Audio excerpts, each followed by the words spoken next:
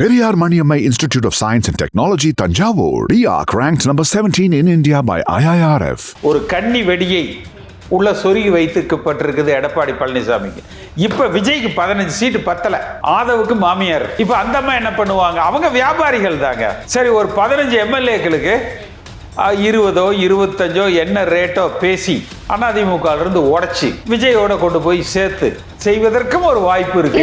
ஆசை மாதிரி தெரியுது. ஏன் ஆசைகளை இல்லைங்க? இப்போ திமுகவும் சரி அதிமுகவும் சரி இந்த இருபெரும் கட்சிகள் வேண்டாம், மாற்று அப்படிங்கிற பல சக்திகள் வந்து ஏன் வேண்டாங்கிற முடிவுக்கு வர்றாங்க? ஏன் மாற்றுக்கு போறாங்க? அப்ப மாற்று சக்தியாக அதிமுக தன்னை சரிவர முன்னிலைப்படுத்திக் கொள்ளல, தன்னை முன்னெடுக்கல. அதனால ஒரு மாற்று சக்தியை தேடுறாங்க. அதான் சொன்னேன், ஏன் பாண்டிச்சேரியில அப்படி ஒரு மாற்று சக்திக்கு அவங்க ஆதரவு அளிக்கல, தமிழ்நாட்டில் ஆதரவு அளிக்கிறாங்க. இது ஒன்று. பாஜகவை எடுத்தீங்கன்னா இந்தியாவையே ஆள்கிறது இந்துத்துவ சித்தாந்தம். ஆனால் தமிழ்நாட்டில் அவங்க சித்தாந்தம் வேற. எவ்வளவு வேணாலும் ஊழல் பண்ணிக்கங்க, எவ்வளவு காசு கொடுத்தாலும் வெற்றி பெறுங்க, ஆனால் எங்களுக்கு அடிமையாக மட்டும் இருக்கணும். இதுதான் அவங்களோட கோட்பாடு. அதில் எடப்பாடி நேரடி அடிமை, ஸ்டாலின் மறைமுக அடிமை. நீங்க இன்னொரு பெரிய விமர்சனத்தை கடைசி நேரத்தில் தேர்தல் நெருக்கத்தில் வச்சிங்க. தொகுதியெல்லாம் பிரிச்சதுக்கு அப்புறம் லீமா ரோஸ் அவர்களுக்கு லால்குடியில் கொடுத்தது வந்து மிகப்பெரிய தவறு. ஒரே குடும்பத்திலேருந்து 3 பேர் வந்து போட்டி போடுறாங்க 3 கட்சியில, அப்போ காசு கொடுத்து எதை வேணாலும் வாங்கிடலான்னு நினைக்கிறாங்களான்னு நீங்க குற்றம் சாட்டிய 3 பேரும் வெற்றி பெற்றிருக்காங்களே. ஆமா, ஒருத்தர் பாண்டிச்சேரியில ரங்கசாமி புண்ணியத்துல வெற்றி பெற்றார், ஒருவர் விஜய் புண்ணியத்துல வெற்றி பெற்றார், இன்னொருத்தர் எடப்பாடி பழனிசாமியோட ஆசீர்வாதத்தில் வெற்றி பெற்றிருக்கிறார். அவர் பணபலத்துல வெற்றி பெற்றார். அது இப்படி இவங்க 2 பேருக்கு தலைமைனா இவருக்கு நீங்க தலைமையை தானே சொல்லணும். அந்த அம்மாவுக்கு வந்து முழுக்க கட்சி நிர்வாகிகளுக்கெல்லாம் அங்க லட்சாதிபதிகளா இருக்கிறாங்க கட்சி ஆனா சரியான இடத்தை தொட்டைங்க. இப்ப நான் அன்றைக்கு என்ன சொன்னேன்? ஒரு கன்னி வெடியை உள்ள சொருகி வைத்துக்கப்பட்டிருக்குது எடப்பாடி பழனிசாமிக்கு. இப்ப விஜய்க்கு 15 சீட்டு பத்தல, சரியா? ஆதவுக்கு மாமியார், ஆதவுக்கு மாமியார். இப்ப அந்த அம்மா என்ன பண்ணுவாங்க? அவங்க வியாபாரிகள் தாங்க. சரி, ஒரு 15 எம்எல்ஏக்களுக்கு 20 25 என்ன ரேட்டோ பேசி அதிமுக இருந்து உடைச்சி விஜயோட கொண்டு போய் சேர்த்து செய்வதற்கும் ஒரு வாய்ப்பு இருக்கு. ஆசை மாதிரி தெரியுது. ஏன் ஆசைகளை இல்லைங்க? என்னுடைய ஆசை அதிமுக ஆள வேண்டும், இதுதான் என்னுடைய. அப்படி இல்லைன்னா அப்புறம் நான் விஜய்கிட்ட போயிருக்கலாம், திமுக போயிருக்கலாம். இதான் ஆசைன்னா அப்படி போயிருக்கலாம்ல.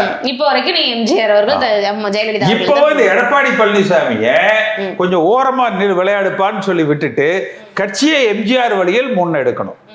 இப்போ நீங்க இவ்வளவு விஷயங்கள் வந்து திமுக அதிமுக தோல்விக்கான காரணங்கள் வந்து அடிக்கிட்டீங்க. சித்தாந்தம் தவறு, அவங்க செயல்முறை நிர்வாகங்கள் தவறு அப்படின்னு சொல்றீங்க. இப்ப விஜய் அவர்களுக்கு மக்கள் கொடுத்துட்டாங்க, தனிப்பெரும் கட்சியா உருவெடுத்துட்டாங்க. ஆனா தனிப்பெரும்பான்மைங்கிறது கிடைக்கல. இன்னும் என்ன நடக்கும்னு நினைக்கிறீங்க? அதான் சொல்லிட்டேன், மாமியார் உதவி செய்யலாம், அது சாத்தியக்கூறு இல்லைன்னு வச்சுக்கோமே.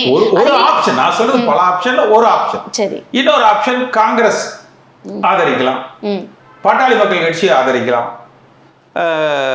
பாட்டாளி மக்கள் கட்சி இருக்கிற இடத்துல விசிக போகாது, ஆனால் மற்ற கம்யூனிஸ்டுகள் இருக்கிறாங்க, ஐயுஎம்எல் இருக்குது, இவர்களெல்லாம் போகலாம். ஆனால் இப்படி சென்றால் விஜய்க்கு அவர் நினைக்கிற, அவர் சொன்னார் இல்லையா, தீய சக்தி தூய சக்தின்னு, அந்த தூய ஆட்சியே அவரால் கொடுக்க முடியாது. அது காங்கிரஸாக இருக்கட்டும், பாட்டாளி மக்கள் கட்சியாக இருக்கட்டும், வேற எந்த கட்சிகளாக வேணாலும் இருக்கட்டும், ஒரு தூய ஆட்சியை அவர் நினைப்பது போல கொடுக்க முடியாது. ஏன் சொல்றேன்னா, மன்மோகன் சிங் நேர்மையானவரே இல்லையா? இந்தியாவில் அதிக ஊழல் அவர் காலத்தில் தான் நடந்தது. ஏன்? மைனாரிட்டி கவர்மெண்ட்டு ஆட்சியை காப்பாற்றிக் கொள்வதற்கு செய்த சமரசங்கள். அந்த நிலைக்கு விஜய் தள்ளப்படுவார். அதனால துணிச்சலோடு இன்னொரு தேர்தலை விஜய் சந்தித்து 150 180 தொகுதிகளில் வெற்றி பெற்று அவர் ஆட்சியை அமைத்தால், அவர் நினைக்கிற, அவர் உண்மையிலேயே ஒரு தூய ஆட்சியை கொடுக்க நினைத்தால் அது சாத்தியமாகும். ஆனா இந்த குப்பைகளை எல்லாம் வச்சுக்கிட்டு அவரால் கொடுக்க முடியாது. அடுத்த தேர்தல் வந்து அதிமுக ஜெயிக்கணும்னு நீங்க சொல்ல மாட்டீங்களே, 150 60 தாவைக்கு ஜெயிக்கணும்னு சொல்றீங்களே. விஜய்க்கு என்ன கருத்துன்னு கேட்டீங்கன்னா நான் சொல்றேன், அதிமுகவுக்கு என்ன கருத்துன்னு. நாங்க அதுக்குள்ள எடப்பாடியை கட்சியை விட்டு ஓரம் கட்டிட்டு ஒரு புதிய தலைமையை உருவாக்கி வலிமையான அதிமுகவை திமுகவுக்கு மாற்றாக விஜயையும் எதிர்கொள்ளுகிற வலிமையோடு இளைஞர் பட்டாளத்தை திரட்டி ஆட்சி அமைப்பதற்கு குறைந்தபட்சம் இந்த தேர்தல் முடிவு என்ன காமிச்சிருக்குது? உதயா விஜயா நேரோட ஆயிருக்குது இல்லையா? ஸ்டாலினுக்கு ஒரு விதத்துல மகிழ்ச்சி. வாரிசு அரசியல் யாரும் பேச மாட்டாங்க. மக்கள் உதயநிதியை எதிர்கட்சியா அங்கீகரிச்சிட்டாங்க. அவரு ஒதுங்கிப்பாரு.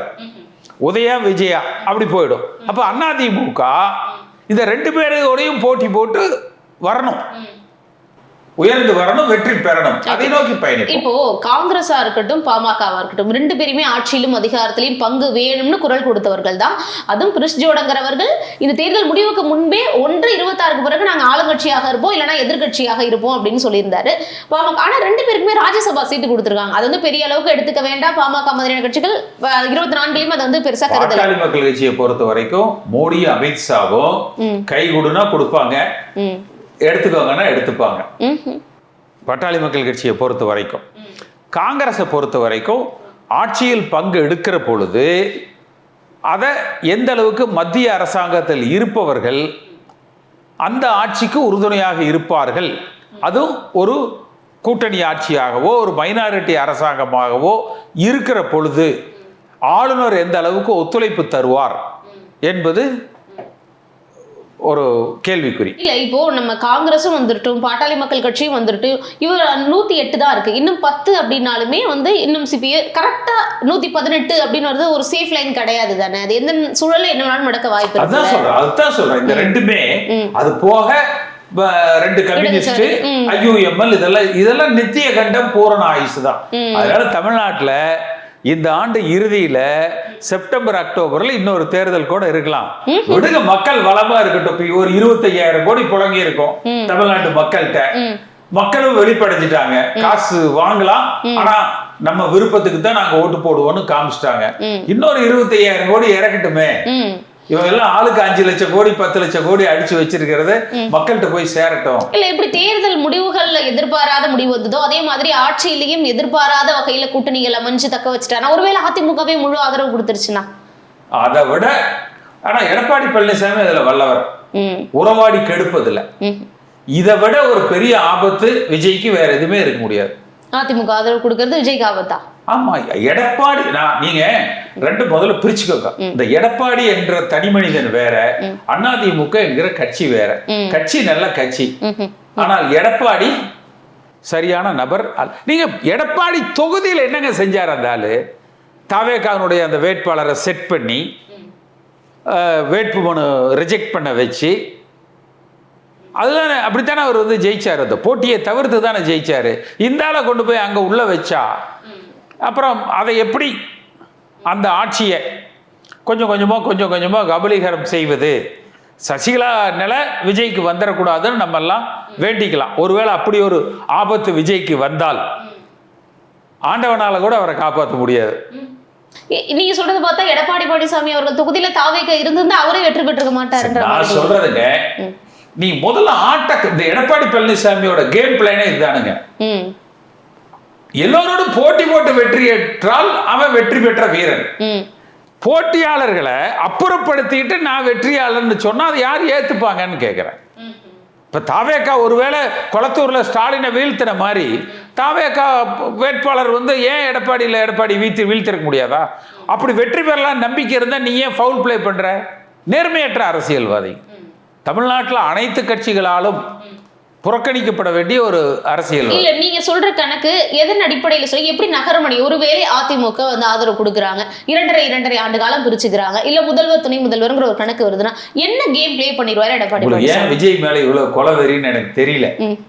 இல்ல என்ன பண்ணிடுவாரு? எதனால? ஆட்சி நல்லபடியா இருக்கும்ல, நல்ல மெஜாரிட்டி கிடைக்கும், ஒண்ணும் பண்ண முடியாது, வேற யாராலையும் ஆட்சிக்கு லைஃப்ங்கிற வார்த்தையே வராது. விஜய் வந்து தூய்மையான ஆட்சி கொடுக்க முடியும்னு நினைக்கிறீங்களா என்ன? இப்ப சசிகலா அப்படித்தாங்க நம்பி அவரை உட்கார வச்சாங்க. என்னங்க ஆச்சு? என்ன ஆச்சுன்னு சொல்றேன். முதல்ல அதிமுகவே வந்து நம்ம ஒரு கற்பனையில தான் பேசுறோம். யூகத்துல அதிமுகவே ஆதரவு கொடுக்க மாட்டாங்க. அது தனி. அதிமுகவும் சரி திமுகவும் சரி கொடுக்க மாட்டாங்க. கட்டாயம் அவர்கிட்ட அப்படி ஒரு பிளான் இருக்கு. ஏன்னா கொடுப்பாங்க. ஆமா, நேத்து என்கிட்ட பேசையில என்ன சொல்றான், என்னப்பா கட்சி இப்படி தோத்து போச்சேன்னு எடப்பாடி ஆள்கிட்ட ஒருத்தங்கிட்ட கேட்டா, அண்ணே அதை விடுங்கண்ணே, ஸ்டாலினை வீழ்த்திட்டோம்னே, அதை வச்சு செலிப்ரேட் பண்ணணும்னா கட்சி தோத்து போச்சு, என்னங்கடா பைத்தியக்கார பசங்களா இப்படி பேசிட்டு இருக்கிறீங்க அப்படின்னு கேட்டேன். அப்ப அவங்க என்ன பாருங்களேன் எப்படி போகுதுன்னு. ஓ, அப்போ ஆளும் கட்சி இல்ல எதிர்கட்சியாகவும் இல்லைனாலும் தாவேக்க கூட கூட்டணி வைக்கிறதுக்கு எடப்பாடி தயங்க மாட்டாருன்னு சொல்றீங்க. எங்க வருமானம் வருதோ எந்த வருமானத்தை இழப்பதற்கு எடப்பாடி தயங்க மாட்டான், எந்த எல்லைக்கும் போவார். கதவை சாத்திட்டு விஜய்கிட்ட நெடுஞ்சான் கிடையாது, ஒரே கண்டிஷன் தான் போடுவார், யாரும் வீடியோ எடுக்கக்கூடாது. செங்கோட்டையனை தவிர அனுபவம் வாய்ந்த அரசியல் இருந்தவங்க பயணித்தவங்க அப்படிங்கிறது விஜய் அவர்கள் கூட நமக்கு தெரிஞ்ச பெருவாரியான யாரும் இல்லை. எப்படி இந்த ஆட்சி அமைந்ததுன்னா நிர்வாகம் இருக்கும் நினைக்கிறீங்க? எப்படி கொண்டு போவார்? அமையட்டும். இல்ல இருக்கு, அருள்ராஜ் எல்லாம் இருக்காரு, அவரெல்லாம் ஒரு படித்த இளைஞர்கள் இருக்கிறாங்க, பெண்கள் இருக்கிறாங்க. அதெல்லாம் அதிகாரிகள், நல்ல அதிகாரிகளை தேர்ந்தெடுத்தாங்கன்னா அவர்கள் வழிநடத்தி விடுவாங்க. அதுல எல்லாம் பிரச்சனைகள் வந்து கிடையாது. அவருக்கு பெரும்பான்மை அதுலதான் பிரச்சனை. தவறியும் கூட இந்த விஷ ஜந்துக்களோடு அந்த விஜய் உறவு வைத்துக் கொள்ளக்கூடாது. யார கூட்டணிக்கு அழைக்கிறாரு, எப்படி தனி பெரும்பான்மை நிரூபிக்கிறாரு? நீங்க சொன்ன மாதிரி ஆட்சி 6 மாத காலத்தில் செப்டம்பருக்குள்ள மீண்டும் ஒரு எலெக்ஷன் தவிர இல்ல, மக்கள் அங்கீகாரம் கொடுப்பார்கள். இப்பவே விஜய் திரும்ப மக்களிடத்துல சென்று நீங்க எனக்கு கொடுத்தீங்க நன்றி, ஆனா பத்தல, எனக்கு அது 150 வேணும் 125 வேணும்னாருன்னா நிச்சயமாக மக்கள் வெற்றி வாய்ப்பு கொடுப்பான். என்ன நடக்குது அதை பொறுத்து பார்ப்போம். இவ்வளவு நேரம் ஒதுக்கி கேள்விகளுக்கு மிக நேர்த்தியா தெளிவான பதில்கள் கொடுத்ததுக்கு நன்றி sir. Subscribe to One India and never miss an update.